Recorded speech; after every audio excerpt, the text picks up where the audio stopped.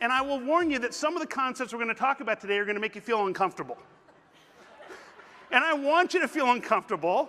I want you to have a different perspective about sales and selling and how you grow your business than maybe you've had in the past. I want you to consider that no matter how successful you've been, that perhaps there's some different things you can do to modernize your approach to business growth that will help shorten sales cycles, reduce that fee compression a little bit, shift the focus from price to value, and help you become even more successful. With a potential client, you can only show up in one of two ways. You will either show up as somebody who's there to sell something. We all want to show up for a meeting like that, right? Or we can show up as someone who's there to solve something. How many of you have heard somebody make this phone call? Hey, just calling to check in. Want to see if you've made a decision yet? Hey, just calling to check in. Want to see if you made a decision yet?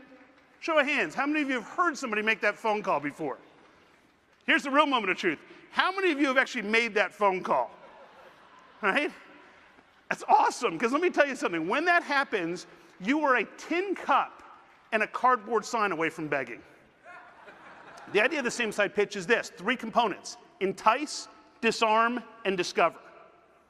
First, we entice by sharing problems that we solve with dramatic results. Now, once again, I'm not talking about results like rate of return. I'm talking about results, peace of mind, having a great product, all the T's crossed, the I's dotted.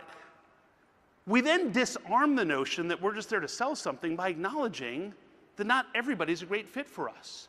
And then we trigger a discovery phase to learn more about their situation to see if we can help.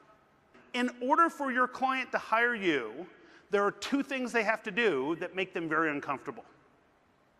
The first thing is they have to acknowledge that maybe they made a mistake. And the second thing they have to do is they have to fire the person who they liked enough to hire to begin with. Price, and for that matter, all objections matter most when the seller believes price matters most. And our definition of a great meeting may not be so great.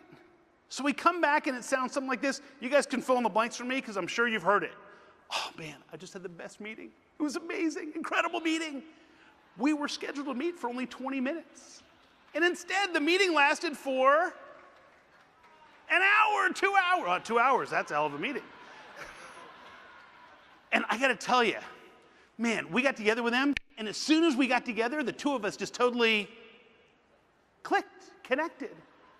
And the meeting went so well that we've agreed that next week we've already scheduled a time for us to meet again. Oh, what a great meeting. And it would be a great meeting if it had been set up on Match.com. That was great. Thanks so much. Thank you. Thanks. Awesome job.